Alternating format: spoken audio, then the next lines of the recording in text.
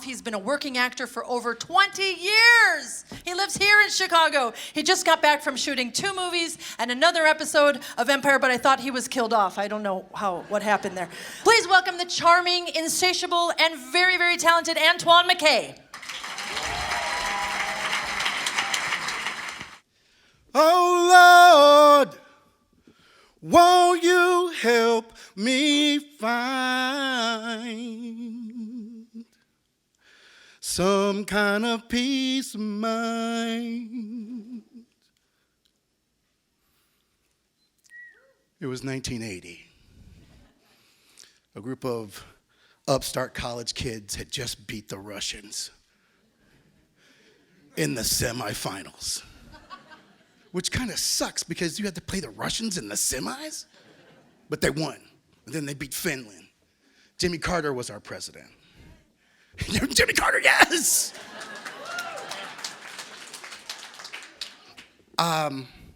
Inflation started to blanket the United States. And Detroit, Michigan was alive and well. The cultural mecca of Detroit, Michigan. I lived about 20 minutes west of downtown Detroit in a city called Inkster, which was founded by Robert Inkster, but people often made the joke it was called Inkster because it was predominantly African American, which was weird. Anyway, I was 10 years old, and that year was fantastic for me. I got my first kiss from Keisha Chambers in the church parking lot. And man, she kissed me. I have not been kissed like that until recently.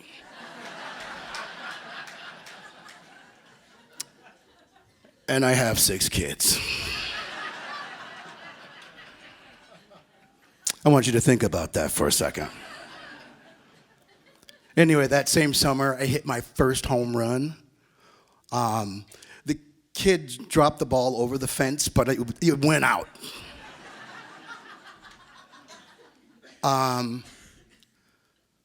And I remember one day, my doorbell rings, and it's my ex-best friend, Otis Rogers. And I'll tell you why he's my ex-best friend in a few moments. But there was a place that was right across the street from my house. Okay, so my house was on the corner house, which really sucked because you had to shovel the snow and it went all the way around. And then across the street there was a church parking lot, and the church that I went to, called People's Community Baptist Church, I missed 2 Sundays in 17 years. One because I had chicken pox, and the other because I tore ligaments in my knee. Yeah. But behind the church was the baseball field where I'd hit my home run. And then to the right of the baseball field was this wooded area. And over there was Fraser Ditch. And you couldn't go to Fraser Ditch because my parents always said, "Don't go over to that ditch now. Because I know what those kids be doing over there. And if I see you over there, I'm going to lose you in there." And that was my mom. But all the gangs would go over into the wooded area by Fraser Ditch, and they would smoke dope. And then that's where all the teenagers would go and make out too. So to me, that place was magical. So me and my friends, what we would do is we would always sneak into the woods and see where like some of the teenagers were making out, and then we'd jump out and scream at them, go, "Ah!" And then the guy from any couple would just be chasing us and saying he's gonna get us, and he knows where we live, and he hopes we all die in a horrible fire or something like that. But then one day, my ex-best friend, Otis Rogers, rings my doorbell, and he goes, "Hey, Boo." My nickname was Boo when I was younger. "Hey, Boo, you want to go with the Fraser Ditch and crayfish hunt?" Yeah. So we did.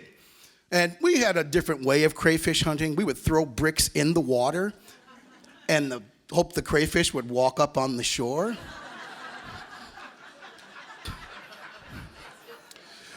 Public schools, ladies and gentlemen.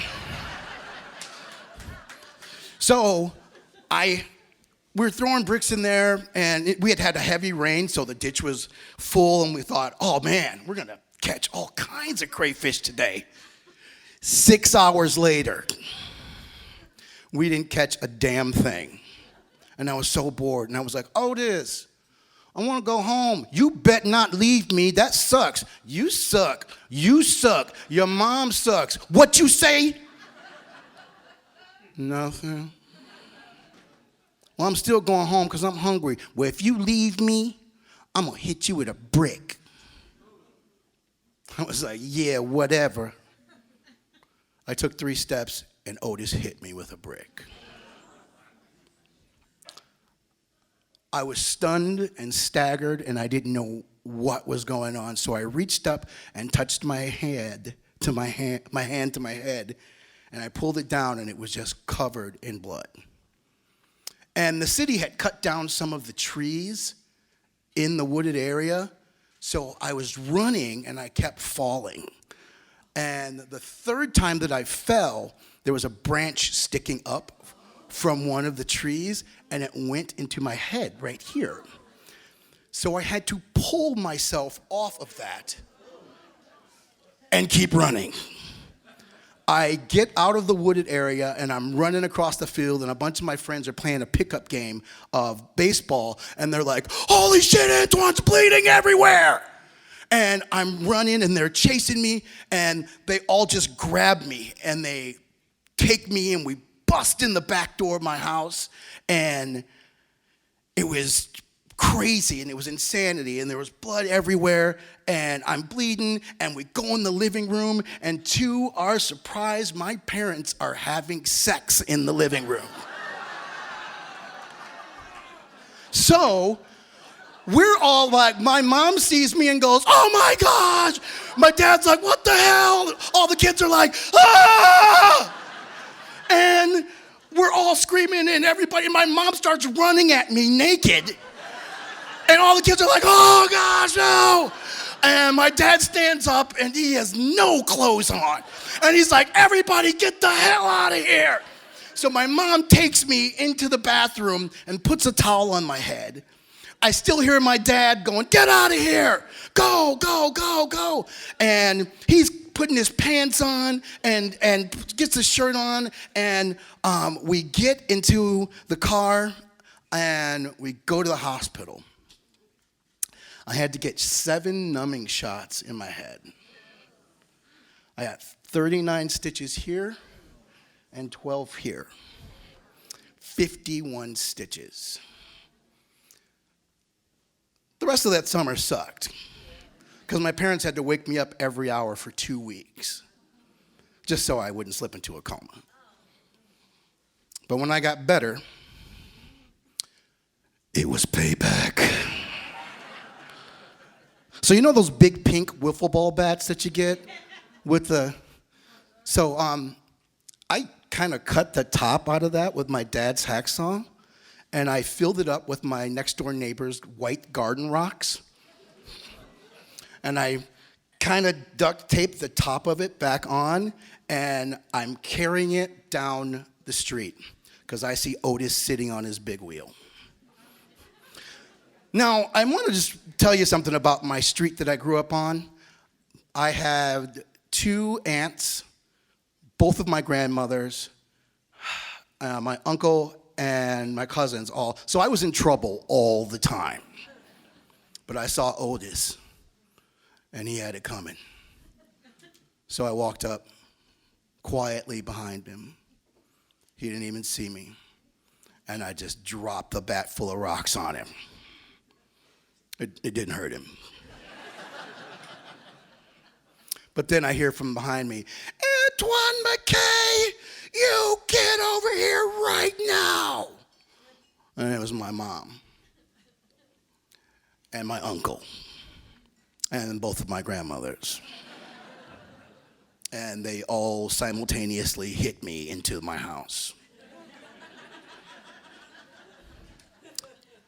That's when you could hit kids. So everybody was really getting it in, you know? But all that being said, I lived. I lived.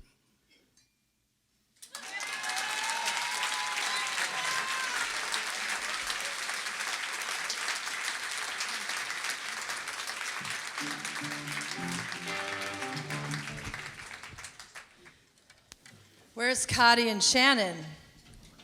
Come on over here. You guys like Antoine?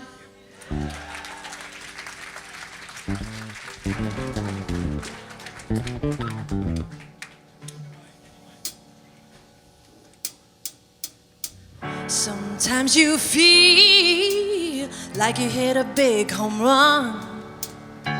Sometimes you see things you shouldn't see at home. We all make mistakes. We do a lot of wrong.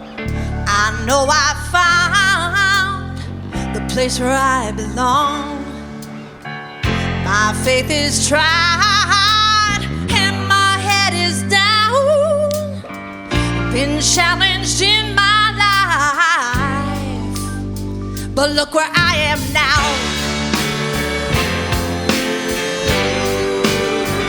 Look where I am now.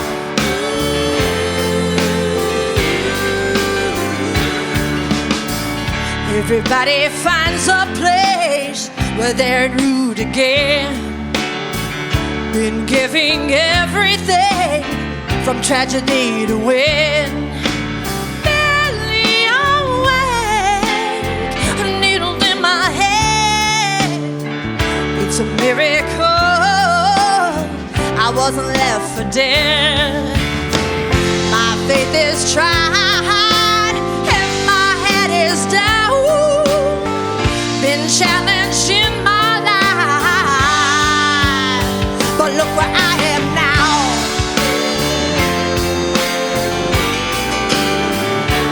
I am now.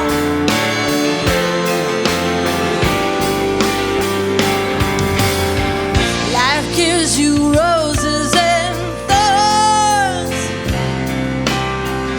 It's what you make of them that counts. Look where I